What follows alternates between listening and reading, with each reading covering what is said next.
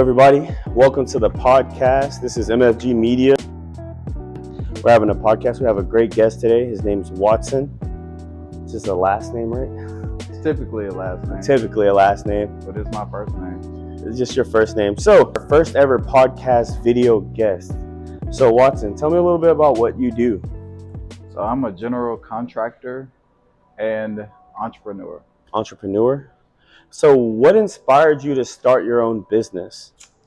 What inspired me, with having so many different skill sets and my mindset on a different level, I always wanted to build my own legacy.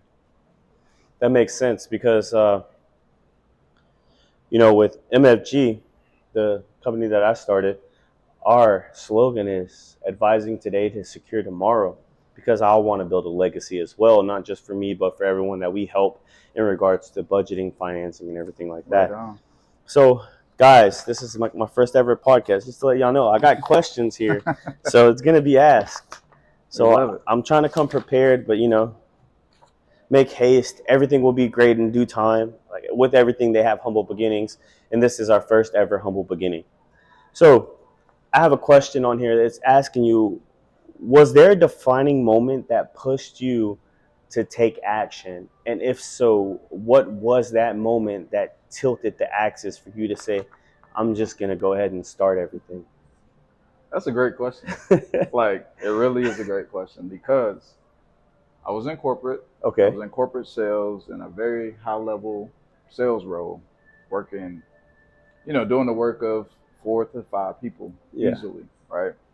So what happened was, after working in that industry for so many years in the fintech industry, I was laid off. I was working with a bank partner. So we partnership with many branches throughout the DFW, really throughout the whole world, to be honest with you. But my bank in particular, it was acquired by another bank. Oh. So it ended my position, and I was laid off. And I was like, okay, it's time for me to do my own thing. Like, the time is right now. So I would say that's what pushed me to start my entrepreneurial journey. Okay, so that was the tilting axis point that gets you to do everything that you need to do. So the thing is, we understand that there's a tilting point and there's an axis to, but we also understand that as people, we speak to people and we let them know, like, hey, so who was the first person that you ever told that you wanted to start your own idea, and why did you pick that person to tell first? Okay. The first person, I believe it was my siblings. Okay. Because at the time, take a step back. So I had ended up losing my mom to breast cancer around 2019 time frame. Yeah. And I got laid off in 21. So, through many different trials and tribulation of life's journey, I had to navigate in a way to prepare for my future, right? So me and my siblings, we are very tight-knit. So I would say that was the first group of people that I told. That's awesome, man. It's really good. And every time I hear somebody say something about them losing their mother, it hits home. It's something that hits with me directly. I lost my mom in 2022, January 3rd. I'm sorry to hear that. Yeah, man. So it's definitely sincere condolences. Yeah, I know what you're going through, and I know how it feels. However, I'm going to say it's a little different because my mom died unexpectedly, and I'm not going to say yours didn't. It's just losing someone to breast cancer. It's like you have that, like, I don't know if it's per se, but you have that ability to gear your, like, I hate breast cancer or cancer. You have that, and it's like, I have more of everything geared to a why, not a this thing. Or like, you can always say like, why but then we understand the concept of breast cancer and how cancer actually works. Right. My more concept is like, why? Like why did all this happen? And it's like one of the biggest forms of regret that I actually live with to this day. I live with it every day, and I deal with it. But I got these tattoos right here to help me, because this one right here is Latin, and it's muerto mover, and it means like, just to keep going or to move on, that you accept it. Yeah, absolutely. So it's great. Like, not to get too much into that, because I can get very emotional and talk about my mom all day long, and I'm sure you can too. Absolutely. So the next question was talking about what was the biggest challenge that you ever faced, and I'm gonna skip past this question because I can see the biggest challenge you ever faced, and honestly, that's the greatest challenge to ever face. If you still have your mom or your father, I just want y'all to know to make sure that it's okay to be mad at them, but just get over it and let them know that you love them. And even if they don't act like they love you or whatever the situation is, it doesn't matter, because take it to somebody who lost their family member. Hindsight's 50-50. And when your mom is gone, your mom's gone. Right. You have to spread that love. You have to embrace every moment and every chance that you get with your parents. I didn't tell you this, but I lost my dad as well. Oh. When I was around 12. Oh, man. So at a very young age, lost my dad to lung cancer. So I'm very familiar with the cancers. Yeah, that to makes say the sense. least. So that motivated me to switch up and change my lifestyle. Okay. Healthier and clean eating, and how the different fruits and vegetables, correlates with the body. Yeah, that makes sense. And detox and etc. Which we have a great person who's going to be on this show that actually does wellness. That's awesome. Absolutely. Shout out to Cache. She's going to be on here. But the next question is something that is so true to a lot of entrepreneurs and business owners. And it's something that's different for every single person. And my question to you is, how do you personally define success? And has that definition changed since you started your own business? Great question. So the way I define success, everybody have their different discoveries of success. Mm-hmm. I mean, with wins, right? In entrepreneurship, you're gonna have small wins, you're gonna have no wins, you're gonna have big wins. You have to celebrate them all. Yeah. Embrace it all, because it's all about the journey. It's not about how fast you get there. It is about the steps that you take, what you learn upon the way to achieve the success that you truly want. My biggest thing is, I tell people all the time, you can work out in the gym, which is great, right? Yeah. However, you have a mental gym as well. So you have to work your mental gym, which is your mindset, and make sure that you're in a great headspace to achieve that level of success that you truly want. You hear that, guys. You hear that first from Mr. Watson himself. He said that, your body frame is only one aspect of everything. You need to understand and have that mental capacity to keep going. So you need to work out your mental strength too, guys.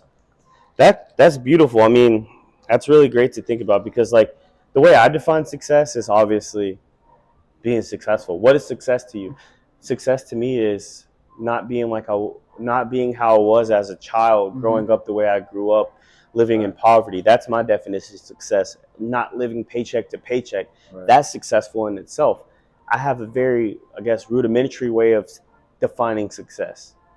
But what you said is something that's good. Someone I listen to, Grant Cardone, listen to him a lot, faithfully, very much. Not sponsored, by the way. I listened to him, and he said that when you're feeling low, you need a little win, because little wins are the things that keep pushing you to move forward. Exactly. So shout out to the little wins. Shout out to everything. If you have humble beginnings like this podcast, shout out to the little wins. That's it. Yeah. So that's awesome.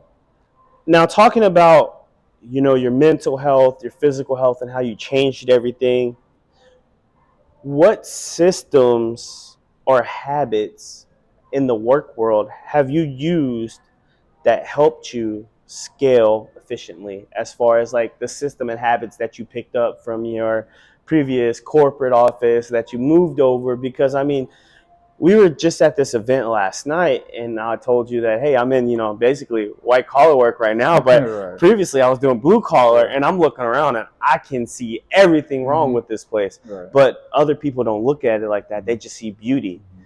Unfortunately, if you have that blue collar mindset, you don't just see beauty, you see every imperfection because you're trained to see these things.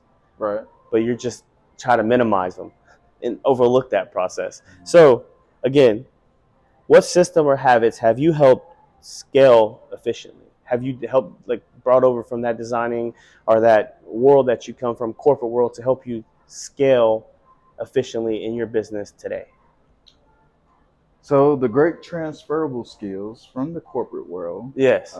alongside sales, because sales is everything, right? Yes. And it's all about how you sell, right? Okay. It's more so, I'm not a pushy salesman at all. Yeah. I'm more of, I am going to inform you and I'm going to educate you on, what work needs to be done, what your budget is. It will be more of a consultative approach, Mm-hmm. to where you're not being forced or pushed into any wild decisions. Yeah.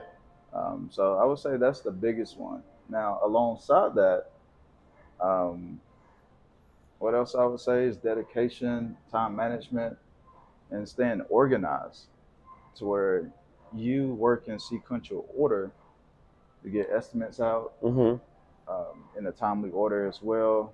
But sometimes you actually have to physically go to the store to price out these items. And that's what a lot of homeowners or clients, they don't truly understand. Like, it takes time. Yeah. Like with everything, it takes Right. time. With everything, it takes time. The logistics, there's just so many different parameters around it. And being in corporate, um, they expect you to multitask Mm-hmm. at its best, do 4 or 5 things at one time. So I would say that's transferable as well. That's perfect. So I'm looking at over these things, guys, and he's hitting every single topic that I have to talk about. Like literally, it says what systems have helped you scale efficiently. It says what tool, habit, or process saved you the most time. Which, that is a great question. What tool saved you the most time in what you're doing now? In which you said, actually, previously, was your mental state. You strengthening your mental state helped you, and bringing everything in helped you be able to do time management. And knowing time management and understanding time management is one thing. Right.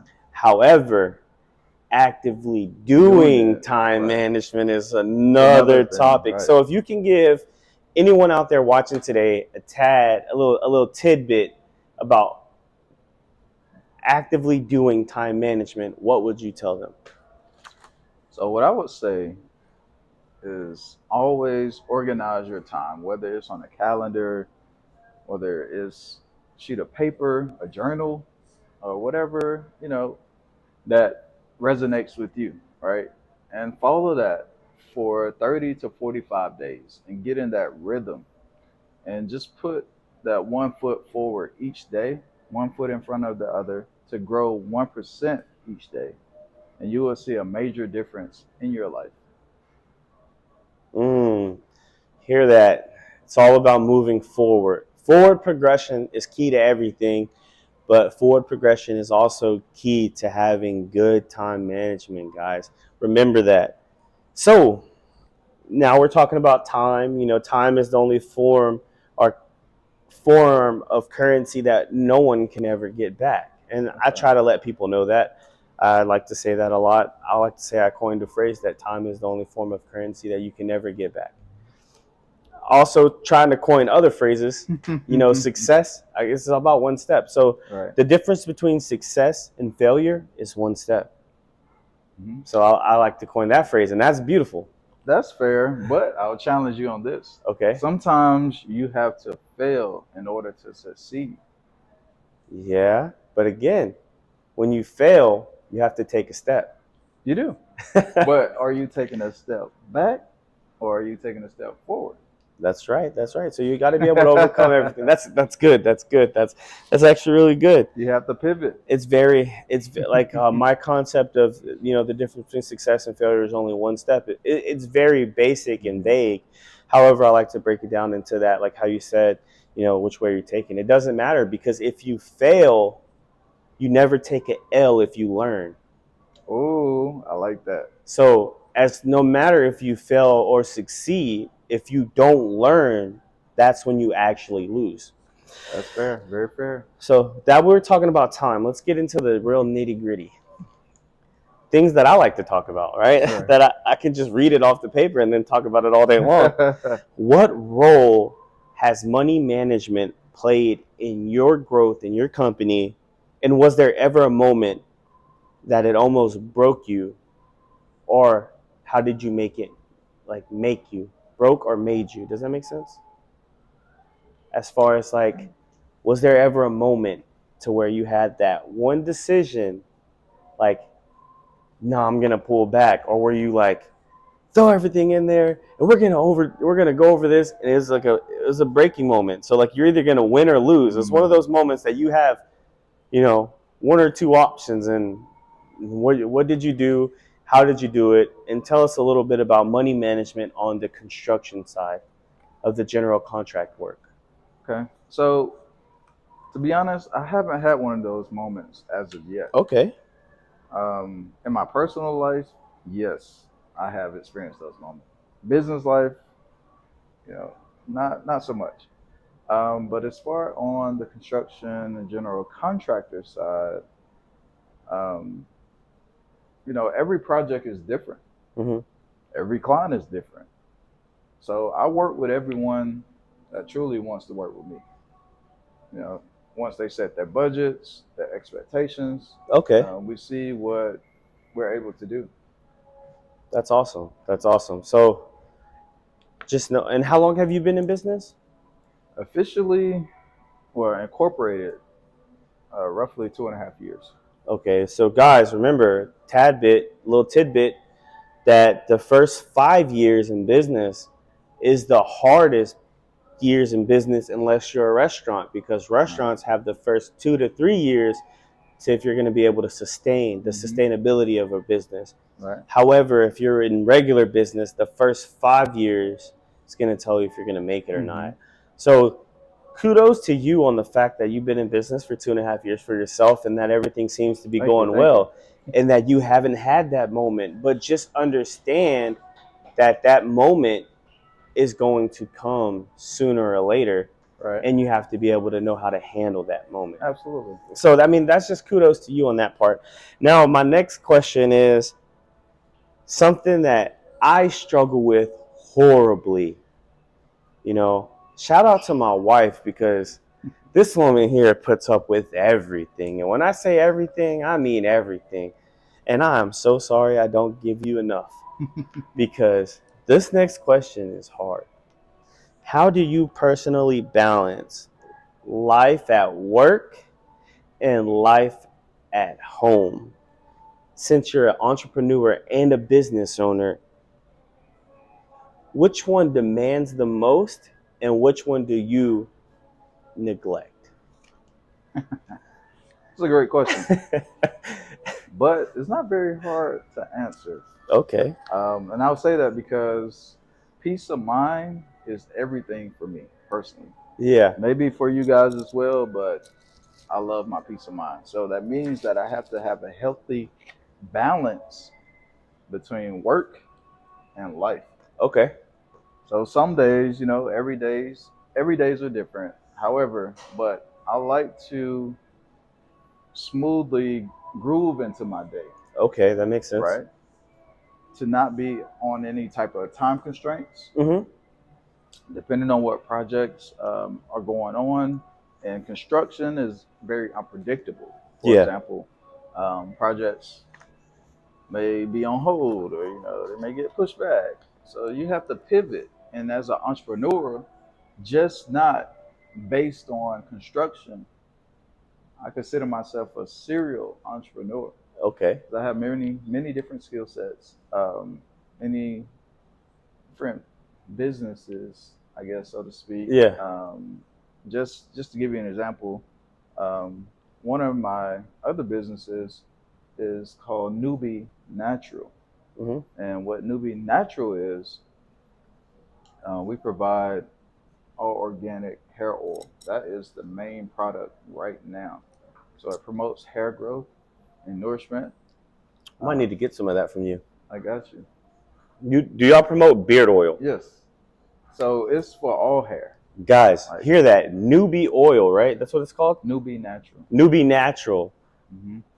Men, if you're patchy, look at his beard. Look at the beard. If you're patchy, because we know we struggle. Women, if your man is struggling to grow a beard, because you know, you can grow a mustache, you can grow the little soul patch. Right. Not everyone can grow a beard, and I'm working on mine. I don't think it looks that bad, but check out Newbie Natural. I borrowed you a sample, so I'll be giving you a sample today. Let's go. Shout out to samples, man. I love samples. It's like I'm gonna start. Hopefully, everybody who comes on the podcast brings me a sample, because then it's just gonna be like Costco. Hey, I got you a sample. Right. So that's awesome. No, dude. So, how many businesses are you running right now? So I have started a few of them. Okay. Some other ones are still in the startup phase as well. Another one I'm working on is a financial literacy book for kids. Okay. So that will be out very soon. Let's go. So I'm finishing that up right now. Mm-hmm. Another thing, well, a few other things I'm working on are some apps.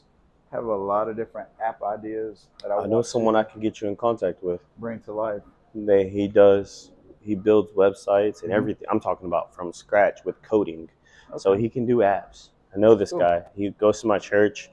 So that's awesome. I can probably get you in contact with him. Absolutely. We can definitely connect. So it works, and then, just know it's probably expensive. Because building an app from scratch is very expensive. It's not drag and drop. It is.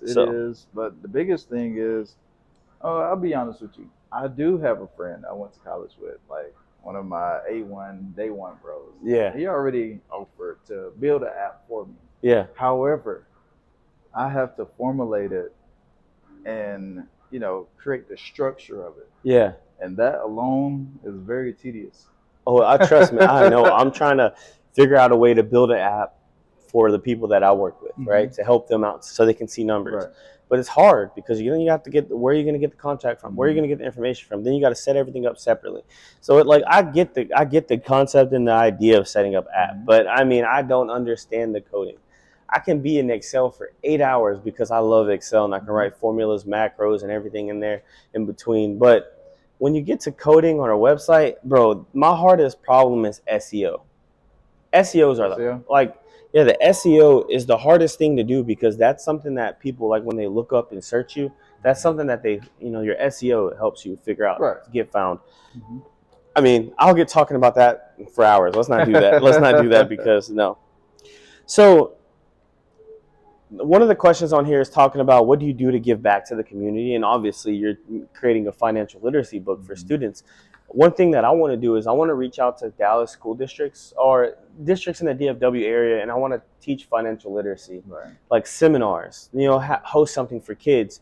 And I want to host it for everyone, but I want it to be a realistic approach to financial literacy because kids are knucklehead, guys.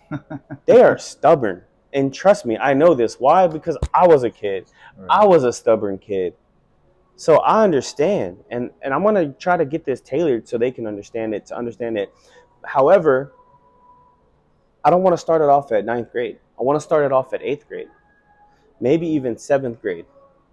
6th grade, I think it's a little too early to understand financial situations and what's going on. But give them a year. Maybe the 7th to 8th graders or the 8th graders coming in. Those people there, and around that time, they have an idea what they want to do in high school. They have an idea what they possibly want to do in college. And then they know the real world effect, which is, struggles of finances. They can see it around if they're living in everything that's not taught in school. Yeah. everything that's not taught, and I want to give it out to the kids for free. Right. I want to go out there and host seminars. So sooner or later, I'm going to be reaching out to schools and things like that and host financial seminars. So if you want to, we can definitely collab on it. Yeah, that's what I'm saying. If you want to collab on there, we can get out, and then all of a sudden we can see about putting your books inside the schoolhouse. Right on. Because like, hey, at the end of the day, it is what it is. Then get the district to pay for it. Right. Get the school district to pay. Nah. They have it in the budget. Yeah, that's right. If not, I'll create the budget for it.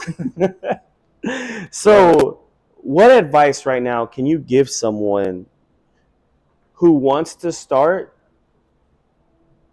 their own construction or any business, because you do multiple businesses? Mm-hmm. So you're like you said, a serial entrepreneur. To someone right now, maybe they're young, maybe they're old, but they want to go out right now and start their own business. And they just feel stuck. Or the pressure of the world is compressing them to where they feel bottled up inside and they don't feel like they can crack that shell to overcome those situations and everything like that for, to become an entrepreneur. They don't feel like they can get there because the weight of the world is on them. What is something, as being a serial entrepreneur, what is something that you can give them, maybe 1 or 2 sentences that you can give them right now that will tell them, hey, come out this way. The grass is greener. It may look a little tan sometimes. Right. You might got to throw some sand in there to let it grow, but the grass is definitely greener. And real quick, guys, becoming an entrepreneur, becoming a business owner, the grass is always greener on this side because you get so many write-offs, so many tax deductions, so much benefits come with being a business owner that I don't understand why people don't become business owners, because it's the easiest place in the world to be a business owner is in America. Because when I went to Spain, apparently it's hard to start your own business. It's hard to be able to live off of what you do as a business owner because their community and their thing makes it so much easier for you to just get a job. So, as an American with the American dream, what is one thing that you can tell that person that feels the weight of the world on their shoulders? What's one to 2 sentences you can tell them to let them know that to keep on going? I would say stay focused. Believe in yourself. You are the creator of your own reality. I like that. You're the creator of your own reality. And it's a little side piece, guys. I don't know how you feel. I just, I'm a firm believer in God. And I'm okay if people aren't.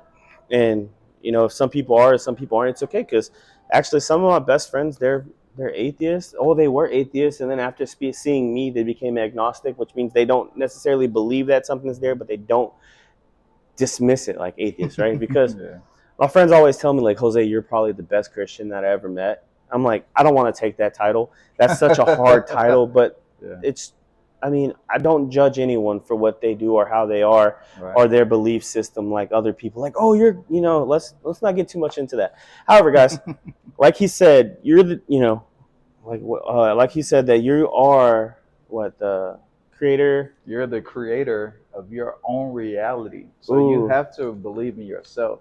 If you don't believe in yourself, then, it doesn't matter what anyone else believes about you. It starts with you first. Let's go. Believe in your heart and yourself. You start and you keep going.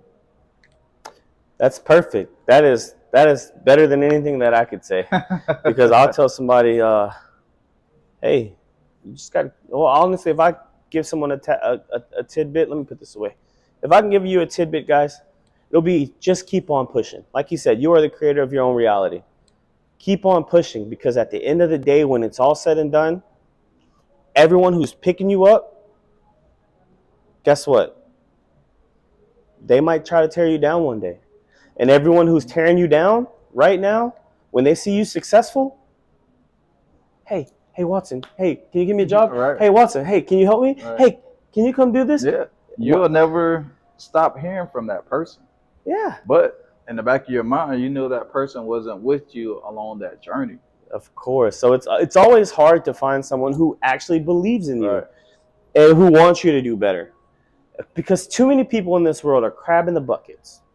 Too many people in this world always want to tear somebody down. Right. And too many people in this world feel like it's a me, me, me, me, me. Personally, guys, and honestly, I don't feel that way. I talk to other accountants, other people who do financial services, financial advisors, and I try to do the best that I can to partner with them because right. at the end of the day, there are, I don't know how many millions of people in America, maybe even a billion, who knows? However, in Dallas, they are hundreds of thousands, if not millions of people. And if you get 1% of Dallas, and I get 1% of Dallas, there are still 98% of Dallas people out there right.